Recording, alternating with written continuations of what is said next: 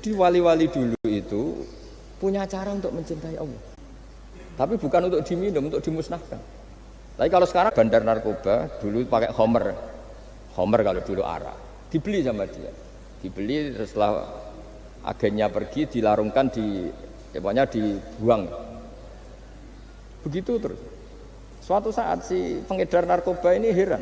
Kampung situ itu selalu tak kirimin homer kok gak ada yang mabuk. Tapi dibayar cash. Malah masih orang ini meninggal wangi. Ternyata dia tidak ingin kampungnya itu mabuk, sehingga dicegat di jalan supaya homer ini tidak sampai ke kampung. Nah, sekarang kan tidak mungkin narkoba semahal itu.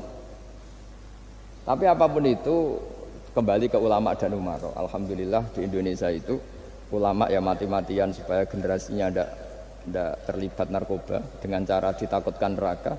Umaro juga melakukan itu dengan cara ditakutkan penjara. Ini yang kita sama-sama ulama wal umaro tahu aman. Kita kerjasama dengan kapasitas masing-masing. Jadi penting sekali ngaji seperti ini supaya kita tahu bahwa khazanah-khazanah kita tentang dekat sama Allah itu macam-macam. Ini khusus ijazah ini sama Pak Bima, Pak Aryo itu. Dulu Ki Hamid Pasuruan terkenal wali. Dan di antara Dzikrul Filin ada beberapa kata yang dari Kiai Hamid. Jadi Dzikrul Filin itu kalimatnya utamanya dari Gusmi, Mbah Ahmad Siddiq, tapi ada beberapa kalimat yang dari Ki Hamid Pasuruan. Saya tahu banyak lah karena bapak saya juga temannya Gusmi dan mbah saya kandung sepupu sama Mbah Hamid.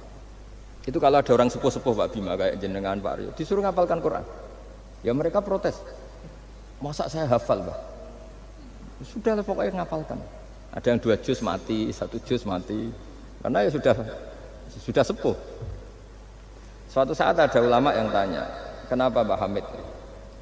Biar kamu dalam perjalanan di dunia tercatat ini bercita-cita hafal Quran.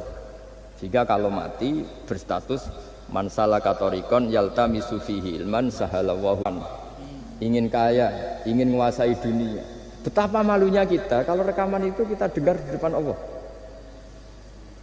Padahal nanti niat ini yang dihitung. Famangkarat hijratuhu ila Allah wa rasulih fa hijratuhu ila Allahi wa rasulih. Orang yang orientasinya hijrah itu meninggalkan yang buruk menuju yang lebih baik.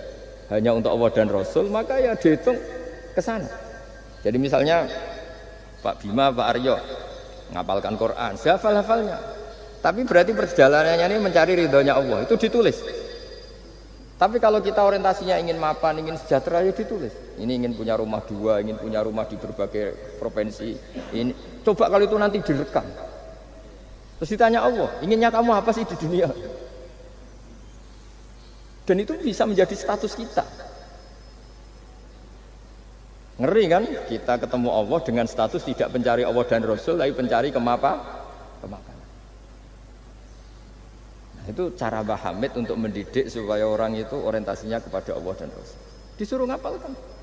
Ini Pak Aryo cerita, bapaknya hanya disuruh ngapalkan apa? Rabbana dzalamna anfusana. Itu semalam enggak hafal.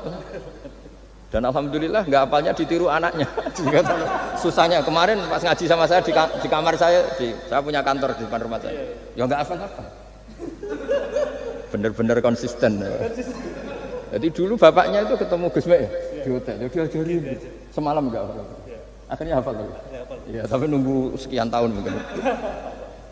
Jadi yang penting, jadi ulama dulu itu pinter cara menuntun umat menuju Allah dan Rasul. Diajarin. Akhirnya ada Dzikrul Ghafilin. Penting orang itu menuju Allah dan Rasul. Setidaknya kalau direkam itu nanti saya ingin ya Allah dapat ridhomu. Kalau malam ilahi anta matlubi, wa ilahi anta maqsudi wa ridhoka matlubi. Meskipun semalam hanya dilafatkan sekali, setidaknya Allah mencatat, ya Allah engkau yang kami cari, ridhomu yang kami cari. Kalimat itu kalau terulang-ulang itu menjadi mental dan lama-lama jadi